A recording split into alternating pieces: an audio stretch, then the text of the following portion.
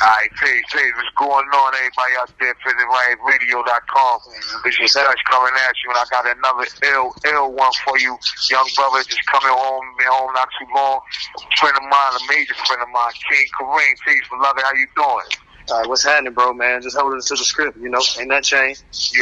You already know, man. It's been a long time, man. It's wonderful to hear your voice, and it's wonderful to know that you home and made it out, man. Salute. I appreciate it, bro. Likewise, man. I appreciate you. I appreciate all the love. Absolutely, man. So we was talking about all the things that you got going on, man, and it amazed me, man, because where you hit the ground running, man, was like it was definitely a continuation of the spirit I've known for you from before, man. You stayed true to that spirit. So tell me how long you been home. Man, right about now, let me see, I got home the 20th of July, so what, right about 3 weeks? Yeah, right over 3 weeks. Yeah. Wow, yeah, no time to waste. So tell the people what you got going on, man. Run it down for them and show them what you got accomplished in only 2 weeks. Well, in these 3 weeks, man, I just really hit the ground running because I came up with a plan, man. When it's said and done, that's the biggest part of it. You come up with a plan, you prepare, you do everything that you possibly can, to prepare yourself to put that plan in motion when it's all said and done. And that's just what I did, man. Like, I wanted to really show the people that supported me in love by their actions that I was going to be about my actions and not just talk. A lot of people talk when we in about what we're going to do, what our ambitions are. When we get here, it goes on the back burner. I wanted to make sure that wasn't the case, man. I wanted to really show the people that supported me the right thing. So I came home, I set out, went got my CDL permit, went tested for that, got my CDL permit, already got signed up for school, got a start date for school, September 6th to start so I can get my truck driver's license. In the same time, a close friend of mine, she's a chef, beautiful chef, so she really, really, really know her craft. So we have a business called Craveable Concepts, where we do catering events. We cater and we do lunch deliveries where, we'll pull up to your job, bring you lunch on the demand, you pick from the menu every week. And, on top of that, we got a DBA attached to the catering, and we do luxury soaps and candles. Different fragrances, chocolate leather. We got a lot of great fragrances, man. I'm talking about beautiful work. And it's called Craveable Body and Home Collection. So that's our candles and soaps. And, we just plan on adding some stuff to that, man, where we can really add value to the company, and add value to black businesses, and just, when it's said and done, put me in a position so that I can put other people in a position when it's said and done. Man, that's what it's all about. I want to be able to get back and pay it forward. Because if I'm not doing that, then I really feel like I'm on sucker type time. But I can never do that. Never. Right. Absolutely, man. Tell me, so how long did you do? How long were you behind the G-Wall? Well, this sentence here I did exactly 9 years and 3 months. Now, I was only home a year and a half before I caught that sentence. And the sentence prior, I did 9 years, 5 months. But my biggest mistake was while I was down the first sentence, my plan simply was, when I get home, I'm going to get a good job, find a good woman, and just stay out of trouble. That's not a plan. Right. That's not a real concrete plan that you can implement and go step by step and really put it into production. It's not a plan. Right. This time, I made sure that, it's a verse in the Bible where it says, when I was a child, I spoke, understood, and thought as a child. But when I became a man, I put away childish things. This time, I set my mind in motion that when I leave this place, I'm going to be at my best physically, spiritually, mentally, and soon to be financially. And I made sure I stuck to that course, bro. I made sure I stuck to it. Absolutely. That was the key because what I'm hearing from you is this time it wasn't about what you wasn't going to do; it was about what you was going to do. Absolutely. Absolutely. And so you started while you were inside, preparing on the inside, because a lot of brothers and sisters they don't prepare on the inside. All they do is wait till they get out until they start preparing. So it takes that time period. So what was a day like for you in here? What was an average day like for you when it came to your schedule and how you structured your day? Yeah. I mean, don't get it confused. Anybody that know me and know me from the yard know that, I did time just like everybody else did time. Some days I had it where I would wake up and just, become so consumed with the situation that I just did time. Woke up, worked out, played ball, watched a little TV, shoot the Willy Bobo. But ultimately, I knew that when that day come and it was said and done and it was over, I had to have a real plan. So I made sure I took just as much time in my business plan, or reading about the trucking industry, or reading about becoming a self-published author, or, reading about real estate. And anybody that knows me and knows J.O. from the yard will tell you, like, I always kept a book in front of me. I didn't care if I was sitting in front of the TV watching football for 6 hours on Sunday. I kept a book in front of me because I just wanted to make sure that I never became so consumed with the environment that I forgot that it would be over if God so allowed me to make it out. And as long as you keep that in mind, you have to. You have to. And that's what really led me to, work on my book that I'm trying to get situated now.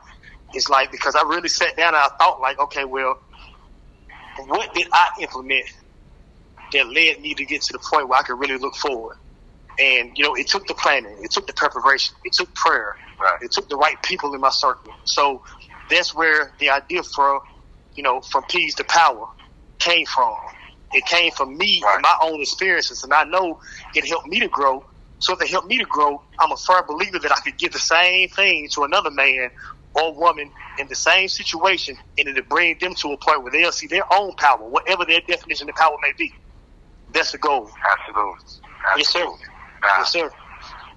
I definitely get that, man, and that's a beautiful way. The way you sum that up is beautiful, because, like you said, you have to be in the mindset of balance. You have to, you have to put forward into your future, and at the same time, you deal with your everyday surroundings. You deal with the downtime when you need to just play a little bit of ball or watch TV and get out your own head. Because sometimes you be in your own head too much, you lose focus of that way as well. Yes, sir. I agree wholeheartedly, bro. I agree. Absolutely. And it's crazy because, these are conversations that you and I had way back in 2015, 2014, 2015. Right.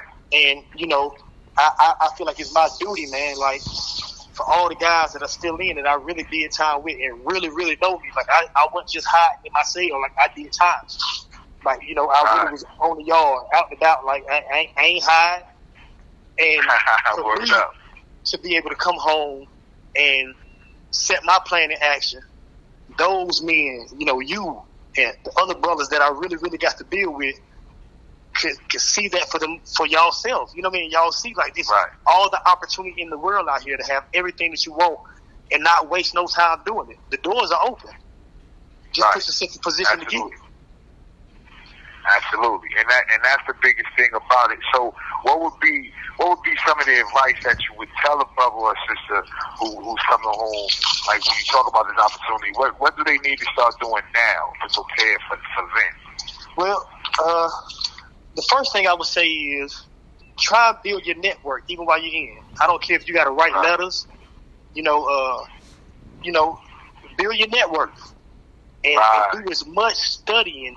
And whatever field you desire to go in, do as much studying as you possibly can. Read the book, sit down, go over your business plan every day, because the more you go over it and the more you read, it becomes tangible. Then you really feel like you can attain it because you put the plan down. You know exactly what it's going to take to make it happen. And until you do that, you can't really have a vision. You can't see things that you haven't put into action. Absolutely. Be a visionary. Like, start to really dream again. Don't become so consumed with the yard that you forget to dream and see that there is opportunity for you outside of those walls. It can become hard sometimes. You lose people. People turn their back on you. Like, you can go through all of that. But ultimately, you got to always look forward and say, okay, well, when it's said and done, and when this is over for me, I want to be my best. Right. You got to be at your best. Right. And most importantly, bro, don't burn bridges. Because you never know who you'll need going forward. Everybody needs somebody. Don't burn bridges. Don't burn bridges. And one of the things that you said that was really big to me is networking. Like, a lot of people, they discount that like it's not something that's major. And that's something for me. Like, for me, the way that I'm in a position to do the things that I am now is because I wrote letters years ago and reached out to people and talked to people on the yard, and we built and talked about who they know and who I know and how we could put together these people so we can make a Reese's. You gotta network, whether you're in prison or out in that world, whether you pull up at the convenience store. You know what I mean? And you see somebody say, hey, man, I like that, I like the way you got your car painted. Oh, yeah, my man do that paint. Oh, word. So it's always about connecting with people and building, and that's how you make your way through. So I think that was an excellent point that you made in the book. You was talking me about how you put your book together. So some of the things that you talk about in your book as far as the self-help aspect of it. Absolutely. Because, like I say, like, it wasn't just me sitting down and I wrote a book. Like, I sat down and I really thought about, what got me through or what got me to the point that I'm at, in my own life. And every single word that I wrote down on the page, even though it became a book, it was meant for me first. You understand? You understand what I'm saying? Like, it was meant for me first. Even though I wrote it in a book form, like, I'm talking to me. These are steps that I still go through each and every day. Like, I wake up, even out here now as a free man, and even though I only been home a little over 3 weeks, I still wake up and I find one of the lessons in my own writing, and I pine over it and really consider where am I going? Am I really sticking to the plan? How far am I off course? Because if we don't do that self-evaluation every single day, bro, we got to do it every day. If we don't do that self-evaluation every single day, then before we know it, we can find ourselves in a spiral and in habits that ultimately lead us back to where we ain't trying to be no more. And I'm not, I'm not trying to be that man. Like, I ain't trying to be that man no more, bro. Like, it ain't brought me nothing but pain, losses, family members dying, unaccountability for the people that really matter. Like, we got to be bigger than that. Now, you said some real shit right there, but like, that was some real shit when you said, because like you said, always self-evaluate, and then the book that you wrote, the blueprint, it's like it wasn't just a book, it was a blueprint that you still follow to this day. And that's something key, because a lot of times we do lose focus on our plan, whatever that plan is, whether, like I said, in here or out there. It's very easy to lose focus. It's easy to look up and say, hold up, wait a minute. How the hell I get in? You know what I mean? It started when you made that left turn, when you pulled that way right. So I guess I get that 100%, man, and that's a powerful joint. So how long before you think the book will be ready, when you going to have it out there for the people? Man, I'm going to try my best, bro. Like, with everything else I got on my plate, and just trying to stay focused and spend time with family, and of course just coming home. You got people pulling you all kind of direction. Everybody want to spend some time because you've been away. So I deal with that day to day, but I'm really working on get me a computer. You have 60 seconds remaining. So real quick, tell the people how they can get in contact with you. Give them some of your information, your social media information. Not a problem. Instagram, King Kareem, KAREEM _704. Again, Instagram is King Kareem _704. Facebook, you know me, man, Josh Oliphant. Ain't nothing changed. I'm still me. But one thing about it, 30 seconds remaining. I firmly believe in your name, and what you attach to your name has power.